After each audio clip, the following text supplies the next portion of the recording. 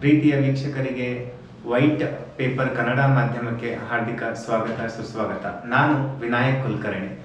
ವೀಕ್ಷಕರೇ, ಇವತ್ತಿನಿಂದ ನಾನು ನಿಮಗೆ ಪ್ರಪಂಚದ ರಾಜಕೀಯ, ದೇಶದ ರಾಜಕೀಯ ಹಾಗೂ ರಾಜ್ಯದ ರಾಜಕೀಯದ ಬಗ್ಗೆ ವಿಶ್ಲೇಷಣೆ ಹಾಗೂ ವಿಸ್ತೃತ, ನಿಖರ ಮತ್ತು ಪ್ರಖರ ಮಾಹಿತಿಗಳನ್ನು ಕೊಡ್ತಾ ಬರ್ತೀನಿ.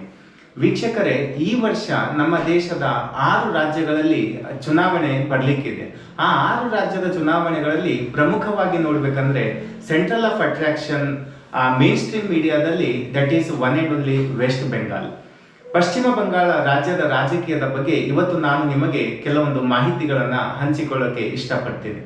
ವೀಕ್ಷಕರೇ, ಆ ರಾಜ್ಯದ ಬಗ್ಗೆ ಮಾತಾಡಬೇಕು ಅಂದ್ರೆ ಆ ರಾಜ್ಯವು ಯಾವಾಗಲೂ ಸ್ಟೇಟ್ ಪೊಲಿಟಿಕಲ್ ಪಾರ್ಟಿಗಳಿಗೆ ಜಾಸ್ತಿ ಒತ್ತು ಕೊಡೋದು.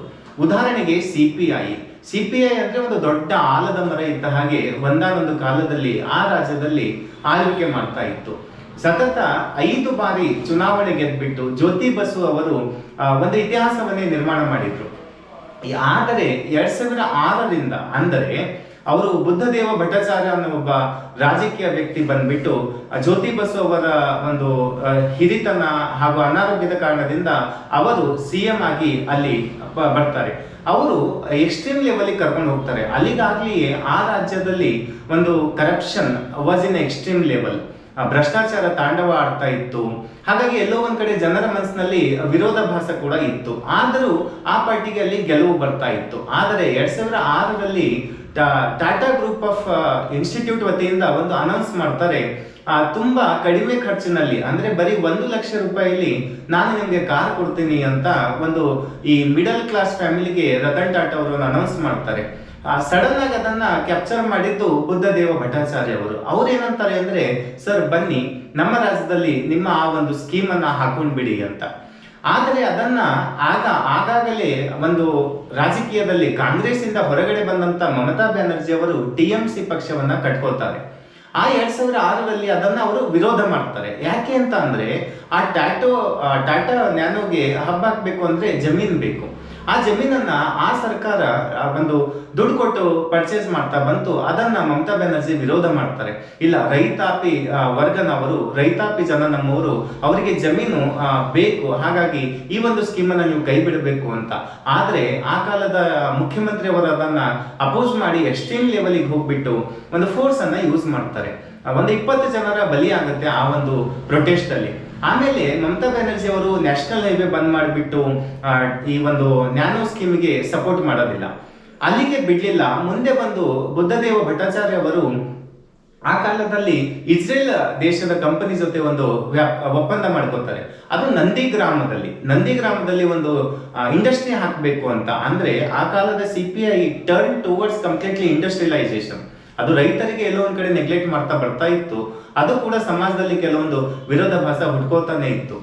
ಆದ್ರೆ ಅವಾಗ ನಂದಿಗ್ರಾಮದಲ್ಲಿ ಹಂಗರ್ ಪ್ರೊಟೆಸ್ಟ್ಗೆ ಹೋಗ್ತಾರೆ ಮಮತಾ ಬ್ಯಾನರ್ಜಿ ಅವರು. ಅಲ್ಲಿಂದ ಶಿಫ್ಟ್ ಆಯ್ತು ನೋಡಿ, ಮಮತಾ ಬ್ಯಾನರ್ಜಿಯ ಯುಗ ಅಂತಾನೆ ಕರಿಬಹುದು. The era of iron lady. ಪ್ರಸ್ತುತ ರಾಜ್ಯದ ರಾಜಕೀಯದ ಬಗ್ಗೆ ಮಾತಾಡಬೇಕು ಅಂದಾಗ ದೇಶದ ರಾಜಕೀಯದಲ್ಲಿ ಕೂಡ ಹೌದು.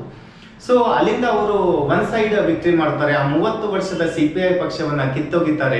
ಕಂಪ್ಲೀಟ್ಲಿ ಜನ ಟಿಎಂಸಿ ಪಕ್ಷವನ್ನ ಗೆಲ್ಲಿಸ್ತಾರೆ. ಟಿಎಂಸಿ ಪಕ್ಷ ಈಗ 15 ವರ್ಷ ಮುಗ್ಲಿಕ್ಕಿದೆ ಈ ವರ್ಷ ಚುನಾವಣೆ ಬಂದಾಗ. ಆದ್ರೆ 2014ರಲ್ಲಿ ನಮಗೂ ನಿಮ್ಗೂ ಎಲ್ರಿಗೂ ಗೊತ್ತಿರೋ ಹಾಗೆ ಬಿಜೆಪಿ ಪಕ್ಷ ತನ್ನ ಸಂಪೂರ್ಣ ದೇಶದಲ್ಲಿ ಹಿಡಿತವನ್ನ ಸಾಧಿಸ್ತಾ ಬರುತ್ತೆ.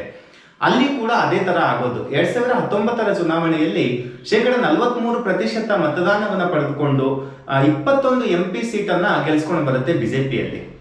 2019 ನಂತರ 2024ರಲ್ಲೂ ಕೂಡ ಸೇಮ್ ಆಗುತ್ತೆ. ವೋಟಿಂಗ್ ಪರ್ಸೆಂಟ್ ಅಲ್ಲಿ ಅಂದ್ರೆ 43% ವೋಟ್ ಬರುತ್ತೆ, ಆದ್ರೆ ಸೀಟ್ ಬರೋದಿಲ್ಲ ಬಿಜೆಪಿಗೆ. ಎಲ್ಲೋ ಒಂದ್ ಕಡೆ ಸೀಟಲ್ಲಿ ಡೌನ್ ಆದ್ರೂ ಪರ್ಸೆಂಟೇಜ್ ಕ್ಯಾರಿ ಮಾಡ್ತಾರೆ ಸೇಮ್.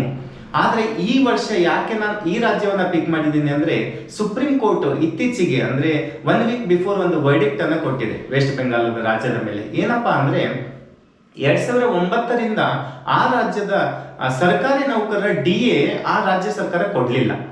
ಅದಕ್ಕೆ ಸುಪ್ರೀಂ ಕೋರ್ಟ್ ಏನ್ ಹೇಳಿದೆ ಅಂದ್ರೆ 25% ನೀವು ಮಾರ್ಚ್ 30ರ ಒಳಗೆ ಕೊಡಬೇಕು, ನಂತರ ಮೇ ಒಳಗಡೆ ಇನ್ನೂ 25% ಕೊಡ್ತಾ ಬರಬೇಕು ಅಂತ ಒಂದು ವರ್ಡಿಕ್ಟ್ ಅನ್ನ ಕೊಟ್ಟಿದೆ.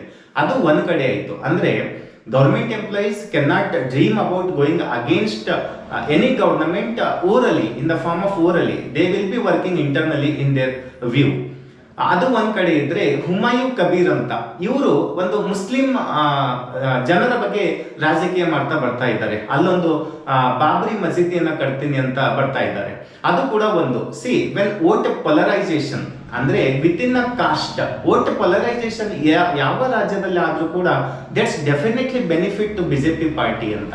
ಸೊ ಒಂದ್ ಕಡೆ ಸುಪ್ರೀಂ ಕೋರ್ಟಿನ ವೇಡಿಕ್ಟ್ ಗೌರ್ಮೆಂಟ್ ಎಂಪ್ಲಾಯಿ ಈಗ ಹ್ಯಾಪಿ ಆಗಿದ್ದಾರೆ. ಯಾಕೆಂದ್ರೆ ಸುಬೇಂದ್ರ ಅಧಿಕಾರಿ ಪಶ್ಚಿಮ ಬಂಗಾಳದ ವಿಧಾನಸಭೆಯ ಅಪೋಸಿಷನ್ ಲೀಡರ್, ಆ ವ್ಯಕ್ತಿನೇ ಸುಪ್ರೀಂ ಕೋರ್ಟ್ ಅಲ್ಲಿ ಕೇಸ್ ಹಾಕಿದ್ರು. ಸೊ ಅದು ಅವ್ರ ಫೇವರ್ ಆಗಿ ಬಂದಿದೆ. ಎಲ್ಲೋ ಒಂದ್ ಕಡೆ ವೋಟ್ ಈಗ ಗೌರ್ಮೆಂಟ್ ಎಂಪ್ಲಾಯಿ 6 ಲಕ್ಷ ಸಮೀಪ ವೋಟ್ ಇದೆ. 6 ಲಕ್ಷ ಒಂದೇ ಅಂತಂದ್ರೆ ಒಂದ್ ಮನೆಯಲ್ಲಿ 5 ಜನ ತಗೊಂಡು ಹೋಗಿ 6 lakh into 5 ಮಾಡ್ಕೊಳ್ಳಿ. ಸೊ ಒಂದು ವರ್ಗ ಅಲ್ಲ ಆಲ್ರೆಡಿ ಈಗ ಬಿಜೆಪಿ ಜೊತೆ ಬಂದಿರೋ ಹಾಗೆ ಕಾಣಿಸ್ತಾ ಇದೆ. Plus Humayun Kabir vote polarise ಮಾಡೋದ್ರಲ್ಲಿ ಬಿಸಿ ಆಗಿದ್ದಾರೆ. ಒಂದ್ ಕಡೆ ಮುಸ್ಲಿಂ ಟಿಎಂಸಿ ಸಪೋರ್ಟ್ ಮಾಡ್ತಕ್ಕಂಥ ಮುಸ್ಲಿಂ ಇವಾಗ ಸಣ್ಣ ಪ್ರಮಾಣದಲ್ಲಿಯೂ ಕೂಡ ಹುಮಾಯು ಕಬೀರ್ಗೆ ಜಾರಿದ್ರೆ ಪ್ಲಸ್ ಕಾಂಗ್ರೆಸ್ಗೆ ಜಾರಿದ್ರೆ that's what exactly BJP want. ಅದೇ ಬೇಕಾಗಿರೋದು ಬಿಜೆಪಿಗೆ. ಯಾಕೆಂದ್ರೆ ಎಲ್ಲೋ ಒಂದ್ ಕಡೆ ಹಿಂದುತ್ವದ ಅವರಿಗೆ ಫೇಸ್ ಇದೆ, ಆ ಹಿಂದೂ ಜನರ ವೋಟ್ ಬರ್ತಾನೆ ಇದೆ 2019ರಿಂದ. ಪ್ಲಸ್ SIR ಇಂಪ್ಯಾಕ್ಟ್ ಅಂತೂ ಡೆಫಿನೆಟ್ಲಿ ನಾವು ನೋಡ್ಲಿಕ್ಕೆ ಬರ್ತಾ ಇದ್ದೀವಿ ಈ ವರ್ಷ ವಿಧಾನಸಭಾ ಚುನಾವಣೆಯಲ್ಲಿ ಪಶ್ಚಿಮ ಬಂಗಾಳದಲ್ಲಿ. ಜೊತೆಗೆ ಪಕ್ಕದ ದೇಶ ಆಗಿರ್ತಕ್ಕಂಥ ಬಾಂಗ್ಲಾದೇಶದಲ್ಲಿ ಇತ್ತೀಚೆಗೆ ನಡೆದಂತ ಜೆನೋಸೈಡ್ ಅಂತಾನೆ ಕರಿಬಹುದು. ಅಂದ್ರೆ ಹಿಂದೂಗಳ ಮೇಲೆ ಆ ದೇಶದಲ್ಲಿ ಸತತವಾಗಿ ದಾಳಿ ಆಗ್ತಾ ಬಂತು. ಎಲ್ಲ ಒಂದ್ ಕಡೆ ಅದು ಕೂಡ ಇಂಪ್ಯಾಕ್ಟ್ ಆಗುತ್ತೆ. ಅಂದ್ರೆ ಆ ದೇಶದ ಸಮೀಪ ಹತ್ತಿರ್ತಕ್ಕಂಥ ಕಾನ್ಸ್ಟಿಟ್ಯೂಯೆನ್ಸಿಗಳು ವೆಸ್ಟ್ ಬೆಂಗಾಲಲ್ಲಿ ಇದೆಯಲ್ಲ, ಅದು ಎಲ್ಲೋ ಒಂದ್ ಕಡೆ ಬಿಜೆಪಿ ಕಡೆ ಜಾರಿದ್ರೆ what about Mamata Banerjee situation ಅಂತ. ಮತ್ತೊಂದು ಈ ವೆಸ್ಟ್ ಬೆಂಗಾಲ್ ರಾಜ್ಯದ ಜನರ ಒಂದು ಅಂಕಿಅಂಶ ನೋಡಿದ್ರೆ ಅವರು ಒಂದು ಸಾರಿ ಡಿಸೈಡ್ ಮಾಡಿದ್ರು ಅಂತ ಅಂದ್ರೆ ಕಂಪ್ಲೀಟ್ಲಿ ಕೊಲ್ಯಾಪ್ಸ್ ಮಾಡ್ತಾರೆ ಆ ಪಕ್ಷಗಳನ್ನ. ಉದಾಹರಣೆಗೆ ಈಗ CPI ನೋಡಿ, ಎಲ್ಲೂ ಇಲ್ಲ.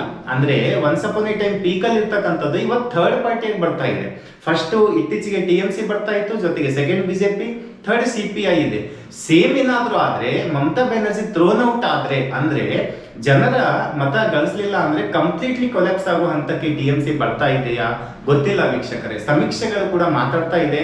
ಮ್ಯಾಜಿಕ್ ನಂಬರ್ 148 ಇದೆ, 298 among 148 one inside 42% vote already BJP ಹತ್ರ ಕ್ಯಾರಿ ಮಾಡ್ತಾ ಇದೆ.